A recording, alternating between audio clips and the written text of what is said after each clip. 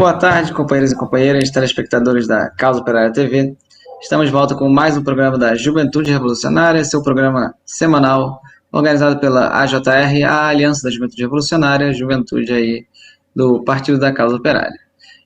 Estamos aqui reunidos aqui nessa quinta-feira em mais esse programa, não só eu, daqui do Rio de Janeiro, Vinícius, aqui do Rio de Janeiro, como também o companheiro Eduardo Henrique, diretamente de São Paulo. Pode se apresentar. Boa tarde, companheiros. Sejam muito bem-vindos ao Juventude Revolucionária, nosso programa de quinta-feira, onde a gente vai discutir os principais temas pertinentes à educação e à juventude do nosso país. Exatamente. E comigo também está a companheira Gabriela, diretamente de Brasília. Pode se apresentar. Você está no mudo. Boa tarde, companheiros. Meu nome é Gabriela, estou aqui de Brasília, sou de uma escola secundaristas e hoje a gente vai falar um pouco também sobre as assembleias e toda a pressão aí em cima das direções das escolas, né? Exatamente. Então, bom, companheiros, antes da gente começar, vou lembrar aí de todo mundo para curtir e compartilhar, é a única forma que a gente tem de crescer aqui a imprensa da Causa Operária TV. Também pode se tornar membro e contribuir. E, bom, vamos começando aí com a primeira notícia, com os cortes aí os cortes gigantescos feitos pelo governo golpista do Bolsonaro. Não só as universidades podem fechar, as universidades federais, como as escolas federais que existem no Brasil também. No caso aqui, temos o caso da escola do Colégio Pedro II, é um colégio tradicional. E, bom, já que a companheira Gabi, de fato, é secundarista, vou passar para ela comentar um pouco essa notícia.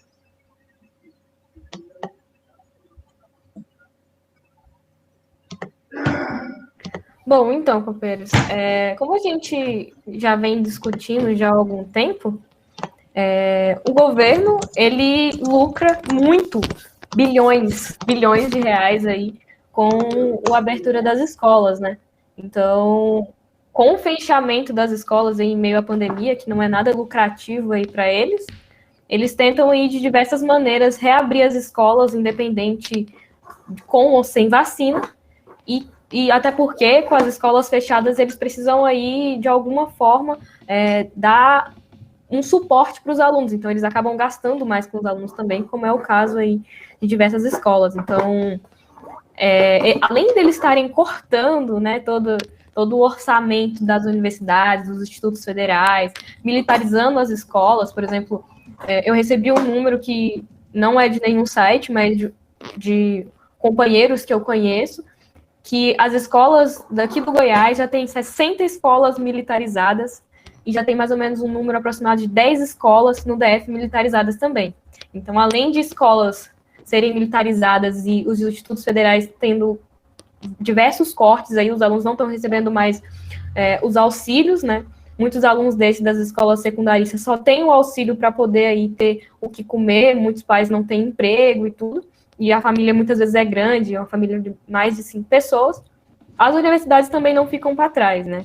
A UNB aí está tendo cortes tão grandes que os próprios moradores das casas dos estudantes estão ficando aí abandonados. Eles não têm nem o que comer e não tem nenhum tipo de suporte, né? Então, os cortes, eles estão sendo não só financeiros, mas cortes em relação a toda a educação, em todo o âmbito, assim. Então, além deles usarem o EAD para sucatear toda a educação, eles também usam aí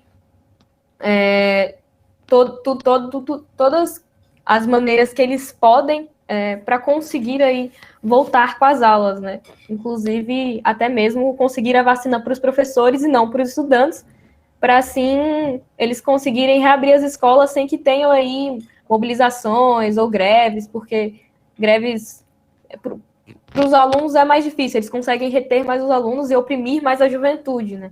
Então, de uma certa forma, isso também é uma maneira aí deles conseguirem reabrir as escolas, ganharem muito mais, né? Mais do que eles têm gastado aí.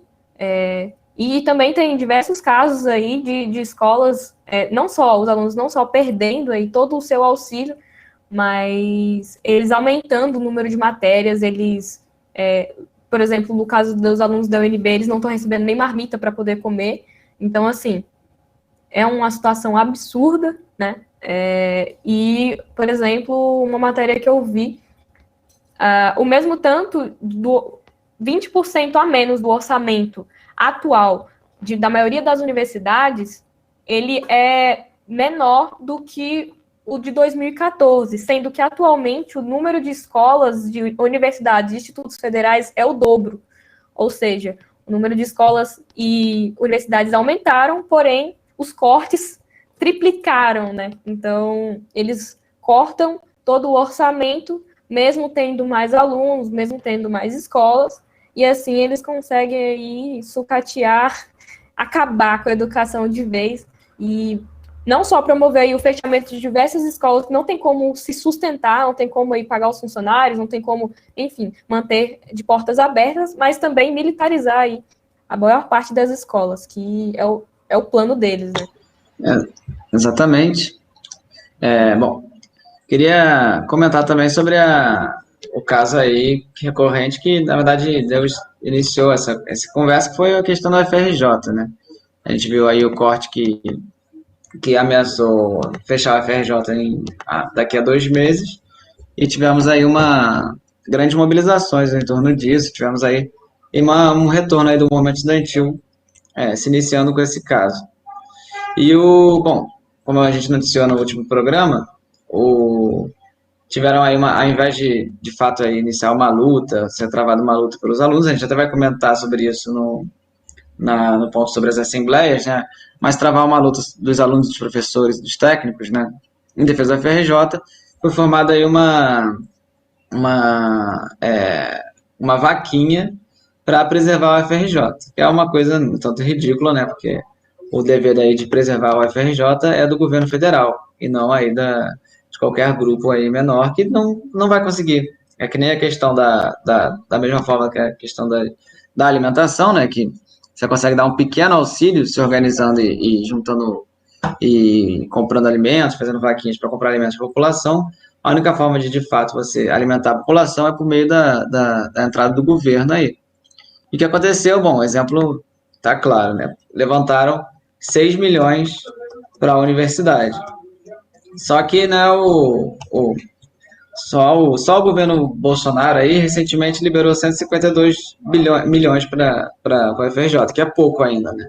A UFRJ precisa aí de mais de 600 milhões de reais para funcionar, e deveria ter mais ainda do que o mínimo, né? Deveria ter um orçamento cada vez maior.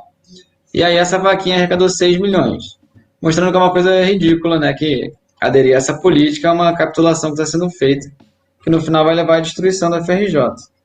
Não só isso, como essa vaquinha aí você vê aí um princípio de privatização já, né? Porque tem aí envolvidos nessa arrecadação o Carlos Brito da AB InBev. Se não me engano, é ligado ao próprio Lehman, né? Que é o homem mais rico do Brasil. E bom, você vê aí uma investida aí dos bilionários, dos burgueses, no financiamento das universidades, suposto financiamento, né?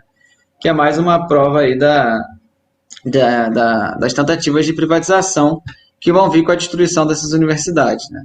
Tem aí uma destruição, um sucateamento, e aí se apresenta a privatização, uma coisa que é feita com diversas instituições públicas, e esse é o caminho aí também das universidades, caso não haja uma mobilização. Bom, além dos cortes, né, a gente tem a questão da volta às aulas que continua. Temos aí a volta às aulas sendo propagandeada amplamente no Brasil, e agora um dos motivos aí para voltar às aulas é ajudar os alunos, né? Os alunos estão sofrendo com a volta às aulas, sem aulas, que é verdade, de fato estamos sofrendo com isso, mas aí a gente tem que voltar aí no meio da pandemia, enquanto estão morrendo 2.000 pessoas por dia, para a gente se beneficiar, né? É isso que fala aí algumas imprensas de direita, né? Mas a companheira Gabi pode comentar melhor sobre isso.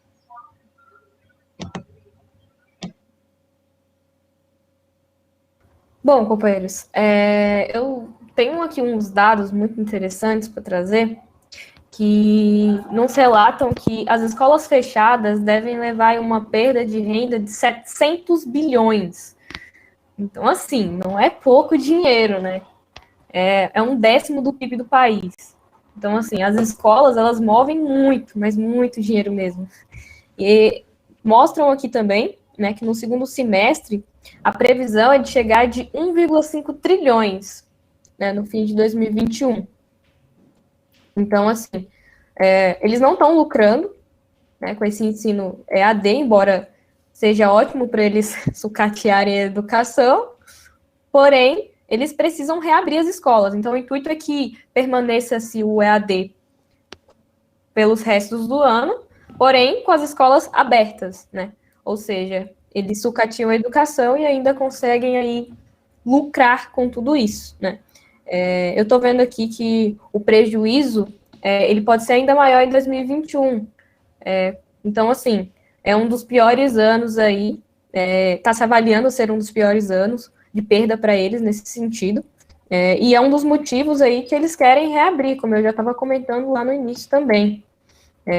Então, é um assunto muito interessante, porque isso esclarece para a gente o porquê que eles querem tanto ir reabrir as escolas mesmo sem vacina, né?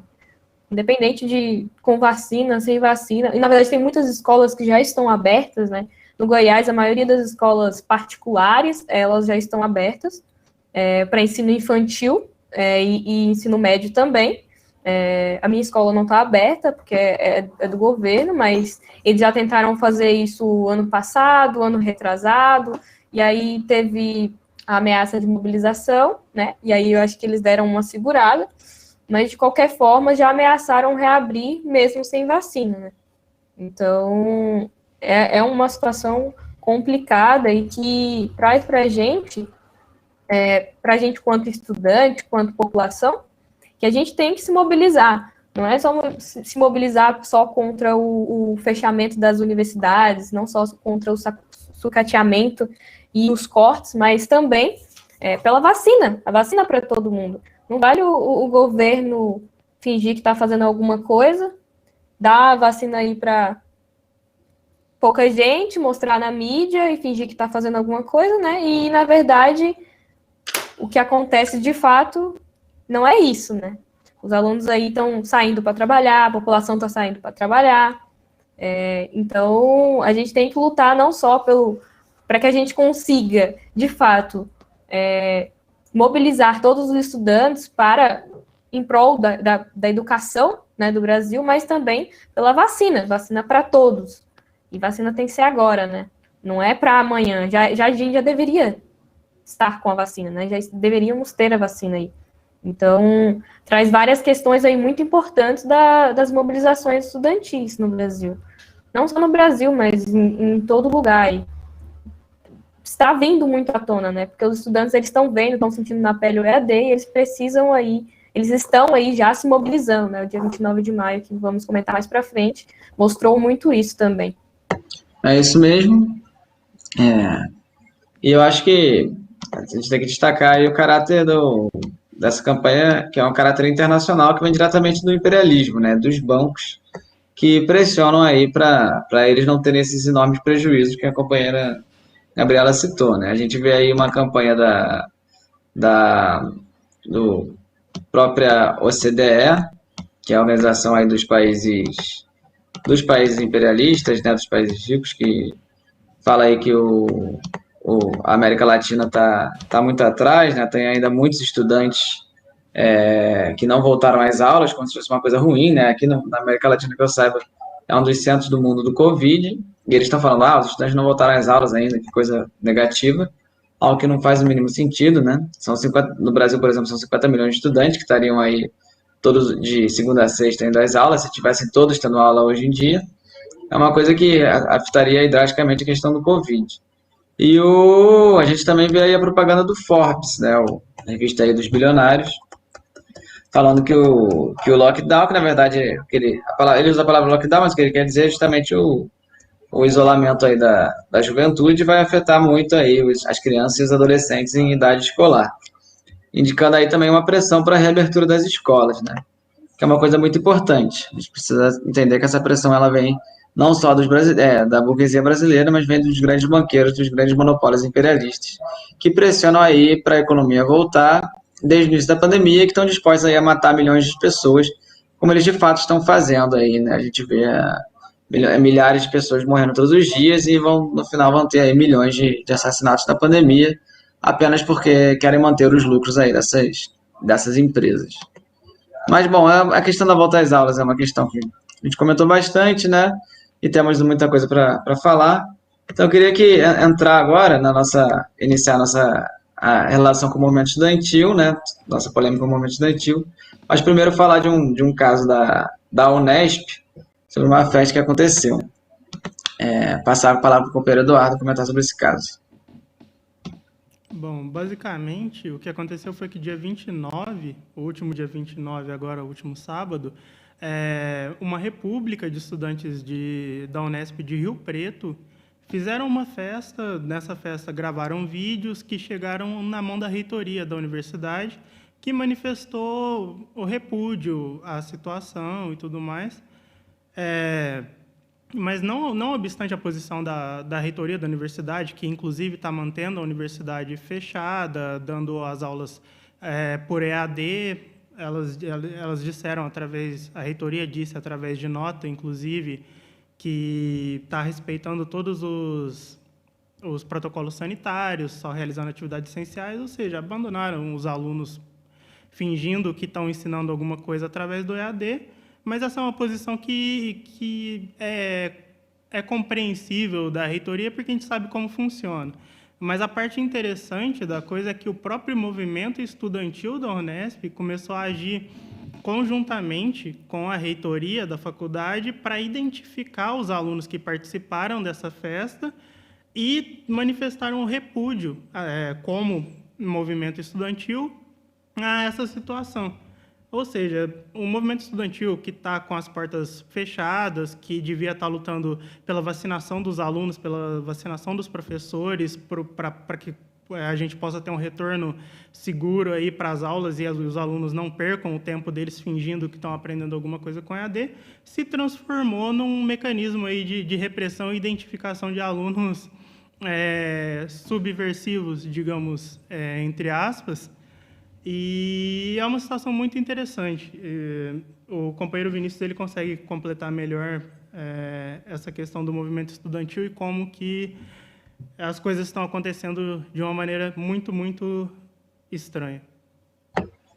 Eu acho que esse caso da Unesp ele é um primeiro caso bom para ilustrar, né, a situação do movimento estudantil no Brasil, que está, ao invés de lutando aí em defesa das reivindicações dos estudantes, fazendo uma frente com a reitoria, que, bom, quem está aí nas universidades sabe muito bem, né, que a reitoria, quando entra na jogada, não costuma fazer coisas positivas para os estudantes, a não ser quando a gente foi lá e pressionou e fez acontecer, né.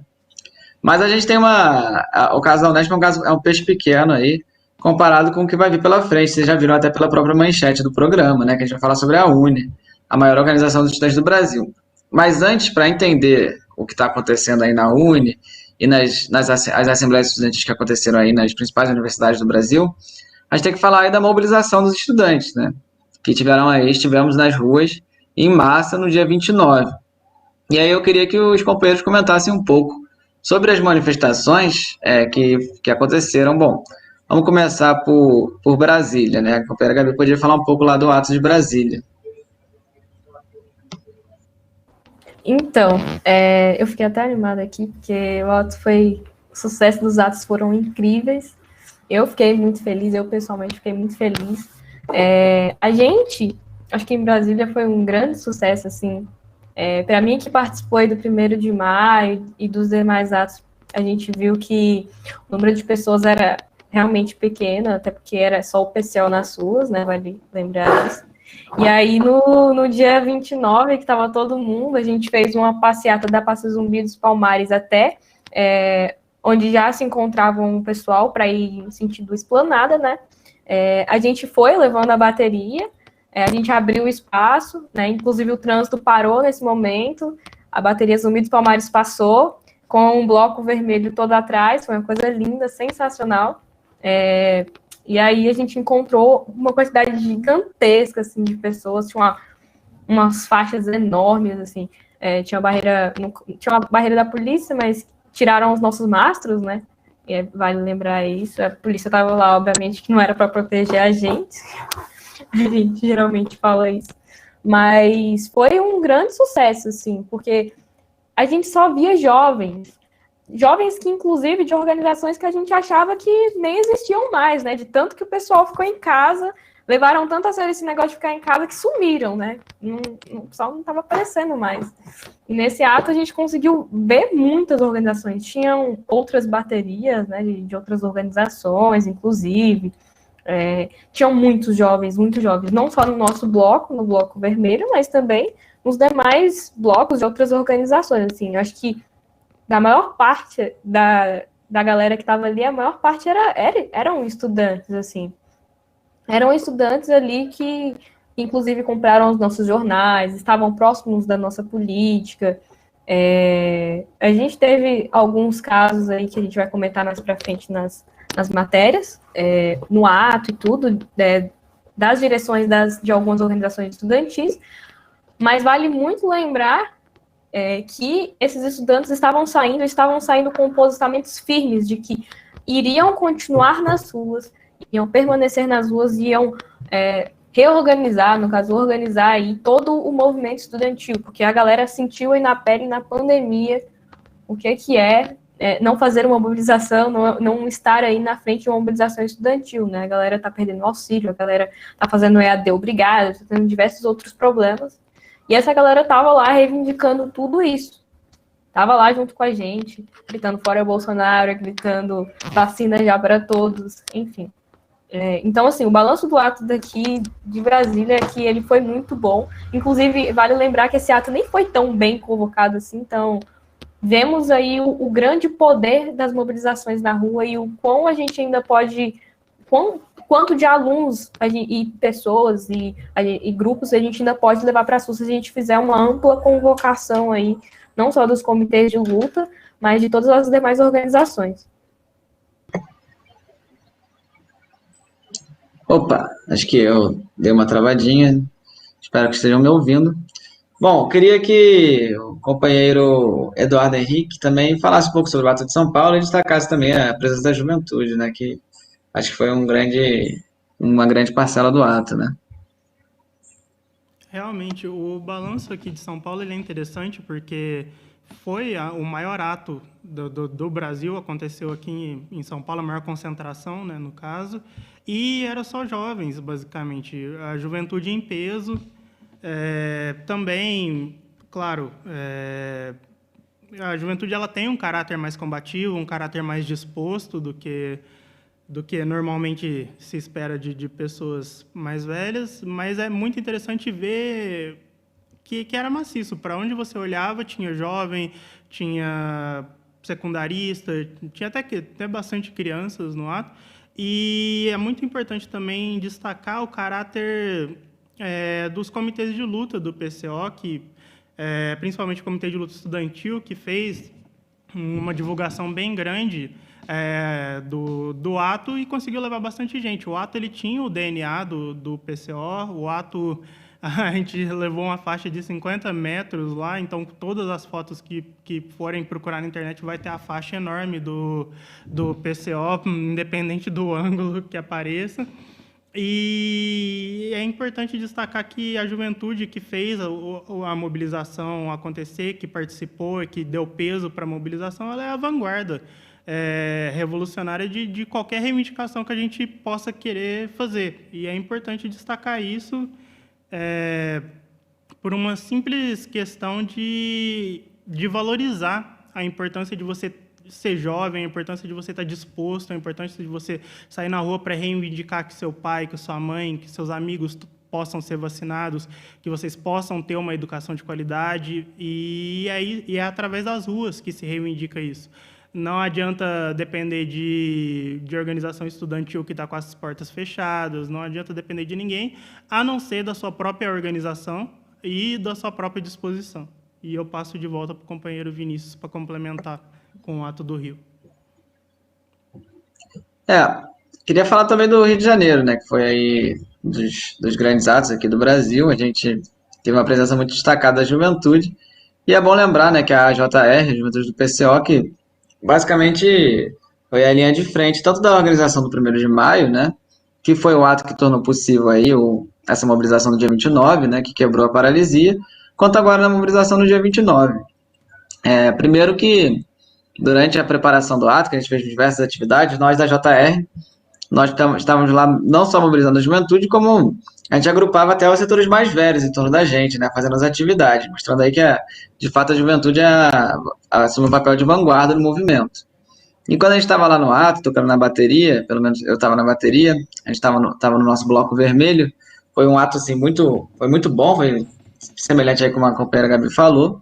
Quando a gente agrupou, chegou com o ato completo, né, aí a bateria parou, o ato veio passando, e eu consegui observar em volta, também deu para ver que era isso, né, era esmagadora maioria juventude, essas organizações que nunca apareceram para o ato, e elas estão, você vê aí que a gente conseguiu aí quebrar essa paralisia, exercer uma pressão grande e agitar os estudantes, as bases aí dos momentos estudantis, e também com um grande destaque, os estudantes que não estão em movimento nenhum, né? Conseguimos aí agitar a juventude brasileira mesmo, né? A juventude está disposta aí, está querendo se mobilizar. E a gente conseguiu fazer isso aí com esses atos, e temos muito potencial aí para os próximos atos, que já estão marcados para o dia 19, atos no Brasil inteiro, Dia Nacional de Mobilização. E, bom, quando aí a gente começa a se mobilizar, a gente está se mobilizando sempre, né, a JR, mas quando conseguimos aí quebrar a paralisia e mobilizar a população, a juventude como um todo, as direções aí do movimento estudantil olham para o que está acontecendo e pensam, putz, a gente vai ter que fazer alguma coisa agora, né, mas como é que a gente vai fazer para a gente continuar aqui sendo a direção, mesmo a nossa política sendo completamente errada, completamente impopular? E aí tivemos aí as assembleias, né? A Assembleia do Rio de Janeiro não vou falar muito, porque citamos no último programa, mas a companheira Gabi poderia falar um pouco da Assembleia da UNB, que ela participou. Bom, companheiros, eu sou de uma escola secundarista, né, mas eu participei da Assembleia da UNB, inclusive a gente geralmente defende que todos os estudantes deveriam participar, né, não só os estudantes da UNB, aquela coisa mais fechada, até porque uma assembleia, né, acaba as decisões que foram tomadas ali acabam repercutindo em todo mundo, e diz respeito do movimento estudantil, né. Eu participei de boa parte da assembleia, participei até do finalzinho, e o que eu pude perceber, assim, é que, primeiramente, como a gente já sabe, não foi democrática, né? Não tem como, né? Acaba que, principalmente porque, vou começar relatando que o DCE da UNB ficou mais de um ano sem fazer assembleias. Em meio à pandemia, em meio ao catástrofe, em meio à educação sendo totalmente sucateada, os estudantes das moradias estudantis sofrendo vários tipos de perseguições, como eu já falei também no último programa, como eu falei aqui, estão ainda, né, passando por várias dificuldades, e o próprio EAD em si afetando todos os alunos, uma quantidade muito grande de alunos trancando a faculdade porque não consegue fazer, enfim. Eles simplesmente não fazem, ficam aí mais de um ano sem fazer uma assembleia dos estudantes, e resolvem fazer, e aconteceu, se não me engano, na semana passada, enfim, ou foi semana retrasada, já não me recordo, mas vieram fazer quase no meio do ano, né? Já passou mais de um ano de pandemia, e eles vieram fazer a assembleia agora, né? Agora que a educação está à beira do precipício, né? O negócio está muito sério.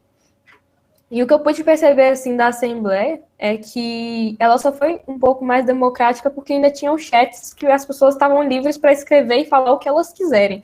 Mas, de qualquer forma, você tinha aqui, por exemplo, escrever em formulários para conseguir falar, né, para ter o direito de fala.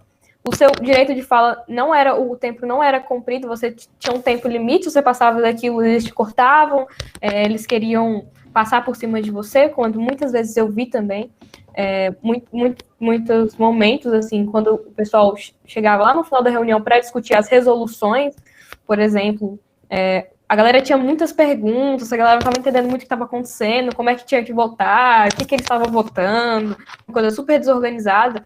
E aí a galera colocava no chat, porque elas não podiam nem ligar o microfone para perguntar isso, foi uma coisa que eu percebi, só quem ligava o microfone era o DCE, né? E aí eles passavam a fala para os alunos. E aí, nisso, os alunos mandavam chat e eles passavam por cima de tudo que eles diziam no chat. Ou seja, os alunos podiam falar no chat, mas não adiantava de nada porque o DCE não prestava atenção, né, no que estava acontecendo. Eles passavam por cima dos alunos mesmo. E aí, eu também pude perceber que quando algum aluno chegava, ele sendo da UNB ou não, depois que já começou, ele não podia se inscrever no formulário. Ou seja, por exemplo, o Uriel, ele faz o curso de filosofia na UNB, ele entrou nessa assembleia, ele não conseguiu, ele ficou enchendo o saco do pessoal, mandou vários chats ali, mas ele não conseguiu se inscrever para falar, ou seja, ele não teve direito de fala, sendo um aluno da UNB, numa assembleia dos estudantes. Então, assim, foi uma coisa super absurda, né? Eles votaram aí coisas que geralmente eles sempre votam, não teve palavras aí como votos como para greve, para votar uma greve, nem nada, até porque o DCE segurava muito isso, com a desculpa que não tinha quórum, com todas essas burocracias, né, que o DCE sempre coloca. E aí, no final, o que eu pude perceber também é que os alunos estavam muito dispostos a fazer alguma coisa. Toda hora a galera falava sobre greve, a galera estava muito disposta a fazer greve, estava muito claro essa questão da greve para os alunos, porque eles estavam vendo tudo que estava acontecendo na UNB. Então, assim, não era falta de disposição dos alunos, mas sim tudo que o DCE faz para embarrear o movimento estudantil. Então, de fato, essas organizações, elas não ajudam em nada, né? Porque elas ficam aí como se fosse as organizações dos estudantes, né? Então, se os estudantes querem fazer alguma coisa, a gente tem que fazer. Então, elas boicotam todos os movimentos estudantis que os estudantes querem puxar, que as bases querem puxar, né? Além de boicotar, elas só fazem isso quando elas querem, quando elas se sentem tão pressionadas ao ponto de fazer uma assembleia após quase um ano e meio de pandemia. Então, assim, é uma situação muito grave, mostra aí todo o caráter do DCE e dessas organizações que acham que fizeram muita coisa, inclusive fazendo uma assembleia depois de um ano e meio de pandemia. Então, vale também lembrar que não só da UNB, mas de todas essas organizações, que a resolução final os estudantes querem fazer alguma coisa, os estudantes têm disposição, uma disposição enorme, a gente viu no dia 29 e todas as consequências do dia 29, que os estudantes querem e estão lutando. E se essas organizações não fizerem alguma coisa, eles vão passar por cima. Vão passar por cima do DCE, vão passar por cima de quem for, para conseguir fazer com que eles reconstruam aí, que é o que a gente puxa, né, a palavra de ordem que a gente geralmente puxa, que é reconstruir não só a UNE e as demais organizações pela base, né? A gente tem que fazer isso e os estudantes querem fazer isso. Então, a gente tem aí muitos estudantes do nosso lado, inclusive a gente conseguiu muitos contatos e aproximou muitos estudantes aí através do dia 29, que estão dispostos a lutar junto com a gente. E lutar independente do que aconteça, e passar por cima de qualquer organização que seja, que queira aí ajudar toda essa burguesia a acabar com os movimentos estudantis que estão só crescendo agora, nesse momento. É isso mesmo. Queria concordar aí com a companheira Gabi, né? Temos que reconstruir a UNE pela base. E, bom, falando aí, na verdade eu vou citar rapidamente as outras universidades antes de falar da UNE, né? Mas parece que quanto maior a crise, mais antidemocrático é a Assembleia, né? Eu peguei um informe aí da Assembleia da USP, que eu não participei, mas parece que foi parecido, o esquema parecido com a UNB, pouca gente falando, o DCE não botou as pautas cruciais aí da USP, como fora a PM da USP, que a PM ocupa aí um pedaço da USP, não botou questão do auxílio, só botou o dia 29, que era óbvio que todo mundo já ia participar, eles só chancelaram uma coisa que já ia acontecer. E aqui na UFRJ foi a pior de todas, né? Foi uma live, a Assembleia Live, que por acaso foi sorteado só quem tinha relação com o DCE, né? Esse sorteio aí, o DCE é muito sortudo mesmo, né? Por acaso todas as falas apoiam ele, né? É uma coisa completamente antidemocrática e absurda que está sendo feita aí. E que se não forem superados aí pela mobilização dos estudantes, vai levar à destruição das universidades, né? Que é isso que está em jogo no momento, é uma coisa seríssima, uma coisa muito grave. A gente tem que passar por cima aí dessas direções mesmo por meio da mobilização. E o que está acontecendo agora a cereja aí no bolo, que é a maior organização maior e mais importante organização de estudantes do Brasil, né? A UBS é maior em número de, possivelmente maior em número de pessoas, mas a UNE é mais organizada, mais antiga, mais tradicional e que dirige aí os principais movimentos estudantis do país. E agora, bom, temos aí o fenômeno do Congresso Surpresa, né? A gente tem aí, é uma coisa comum aí nos golpes, né? Ter essas surpresas. Aqui no Rio de Janeiro, por exemplo, nós tivemos o governador surpresa. O governador que ninguém conhecia, que apareceu aí falando, quando foi eleito falou que ia matar todo mundo, que tinha que tirar das pessoas, então todo mundo odeia ele. Quando ele caiu, ninguém reclamou. Que o que era um golpe, não era um cara de fato aí popular, era um cara aleatório que foi colocado pela burguesia e por isso que ele foi um governador surpresa. Bom, a UNE não é a burguesia, né? A UNE é a direção, ela segue a direção da UJS, né? Um movimento aí de esquerda que não, desses aí, dos piores que tem, né? Que aderiram completamente ao fim de casa, que não querem mobilizar os estudantes e que para continuar aí no comando está disposto aí a dar um golpe no próximo congresso da UNE, né? No CONUNE, chamando um congresso surpresa. É uma coisa interessante, né? Porque, bom, a direção da UNE ela é eleita de 2 em 2 anos. Já é uma coisa completamente antidemocrática, porque devido a diversos aspectos do Congresso, eu acho que a gente até poderia dedicar aí um programa no futuro da Juventude Revolucionária para falar sobre os conunes. A gente pode fazer isso no futuro, mas nesse caso aqui existe todo um processo que envolve aí a eleição de delegados nas universidades. Esses delegados se reúnem em alguma cidade e votam aí a direção da UNE. De certa forma, apesar de ter os mecanismos específicos serem antidemocráticos, a gente ainda consegue aí ter algum tipo de democracia, né? Ter algum tipo de eleição que define a direção da UNE. Isso foi aí o que aconteceu aí em 2019, no meio do ano, e elegeu aí a atual direção da UNE, o Iago Montalvão, apesar de que uma pessoa extremamente impopular aí já estava aí dando os sinais da grande crise da UNE. E agora que a crise se intensificou, está maior ainda, a tendência aí é justamente de derrubar essa direção que está encastelada na UNE há literalmente décadas. Bom, eles convocam um congresso surpresa, que de acordo com eles, bom, vou ler aqui. A ausência das aulas presenciais e a falta de perspectivas sobre um retorno que seja seguro também cria um cenário que impede a realização das eleições de delegados das universidades, o que é indispensável para cumprir o processo congressual. Ou seja, não dá para cumprir o processo congressual, então a gente vai eleger uma direção provisória, passar por cima de todo mundo e eleger essa direção provisória que com certeza vai cair aí, junto com o pessoal que já está na direção da UNE desde o início, né? E é uma coisa tanto bizonha, né? Porque esse pessoal todo participou da eleição, a gente sabe, todo mundo aí tem perspectivas eleitorais, são pessoas que são aí focadas em eleições. E, bom, na eleição que foram, vamos lá, 150 milhões de pessoas votando, pode ter, né? A eleição é uma coisa que pode ter. Agora, uma coisa com 10 mil alunos, não pode, está fora de cogitação. Se você pegar a totalidade dos alunos de universidade, são alguns milhões também. Então, a eleição nacional pode acontecer e a eleição da UNE não pode. É um golpe, é uma coisa que está assim, sendo imposta aí pela direção para eles tentarem se manter aí nessa direção provisória, a gente não sabe quanto tempo vai durar, né?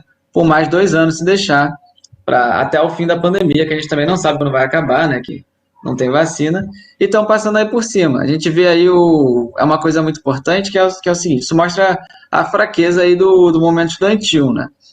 Das direções do movimento estudantil. Eles estão tendo que apelar cada vez mais para esses métodos antidemocráticos, para essas assembleias farsas, para esses golpes aí que a gente está vendo na direção da UNE, para tentar se manter na direção. E o que a gente tem que fazer, né, para de fato superar esses movimentos é ampliar, além de denunciar esse tipo de coisa, é amplificar a mobilização, mobilizar os estudantes cada vez mais.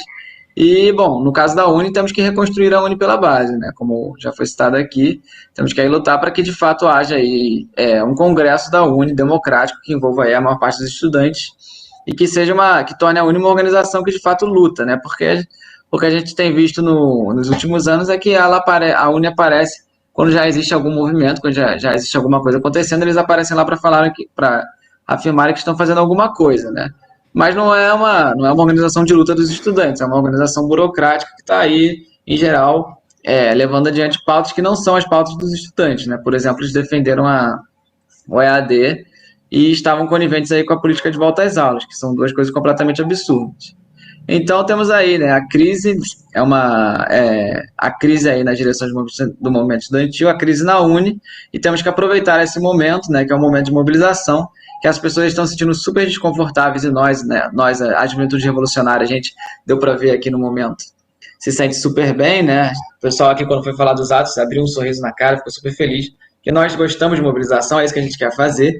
Esse pessoal fica suando frio quando olha e vê os estudantes na rua, né? A pior coisa para eles é ter estudante na rua. Vamos passar a palavra para a companheira Gabi, eu acho que ela quer fazer algum comentário. Eu queria fazer um comentário sobre a questão da Uni, que foi uma coisa que eu não comentei do ato daqui de Brasília. Quando o ato já tinha acabado, a galera estava só se organizando para sair, tinha ali ainda o carro de som. E aí eu não sei por que motivo, sendo que um dos, acho que diretores, não sei se é assim que fala, mas que está à frente da Uni, esqueci qual é o nome dele. Ele subiu no carro de som, assim como um outro carinha lá, de uma organização que eu não lembro, mas ele subiu em cima do carro de som para defender a polícia, assim, no final do ato não tinha mais ninguém, mas ele resolveu subir em cima do carro de som para defender a polícia, dizer que a polícia super ajudou a organização do ato, que a polícia super protegeu a gente, sendo que a polícia fez uma barreira, né, revistou a gente antes da gente entrar na via, eles fizeram uma barreira antes da via sentido Esplanada, então eles revistavam todo mundo que passava por essa barreira, tirou todos os nossos mastros, enfim. Fizeram o que a polícia sempre faz, que é marcar presença e colocar medo, né? E ele resolveu defender a polícia, né? A gente que estava lá ainda com a bateria, a gente ainda fez um negócio, chamou uma palavra de ordem contra ele, mas foi uma coisa, assim, ridícula, assim, já não fazem nada, já acabam com as mobilizações estudantis, embarreram as mobilizações estudantis, aparecem quando a galera já está organizada, quando a galera já está fazendo alguma coisa para dizer que estão fazendo alguma coisa, e ainda resolvem aí no final do ato puxar uma palavra de ordem para dizer que a polícia é super maravilhosa e que a polícia super ajuda aí na proteção e organização dos atos que acontecem, né? Sendo que já é a segunda vez que embarreram a nossa bateria, inclusive, sem motivo nenhum, revistam a gente, inclusive, enfim, não vale nem, não preciso nem explicar de novo toda essa questão da polícia para todos os companheiros que já sabem, mas que vale aqui deixar o aviso de que a Uni, além de não fazer nada, ainda mostrou aí a favor da polícia no final do ato aqui de Brasília. É isso, infelizmente nosso tempo está acabando. Eu queria até que o companheiro Eduardo Henrique falasse, mas acho que aquela ideia de falar sobre os congressos da Uni é uma ideia que a gente pode botar em prática aqui. Bom, o programa da Juventude Revolucionária vai ficando por aqui, né? Ele vai ao ar todas as terças-feiras, às 14 horas, quintas-feiras, às 14 horas. Semana que vem estaremos de volta com mais um ato e eu quero fechar o programa já convocando todos a organizar as próximas mobilizações do dia 19, que vão ser aí as mobilizações nacionais. Já vamos aí botar força total, começar a organizar os estudantes, chamar as reuniões do Comitê de Luta Estudantil, fazer agitação aí onde tem estudantes nas ruas e fazer agitação também pelos outros métodos que a gente tem. Então, é isso, companheiros, o programa vai ficando por aqui. Semana que vem estamos de volta. Um abraço a todos. Tchau, tchau.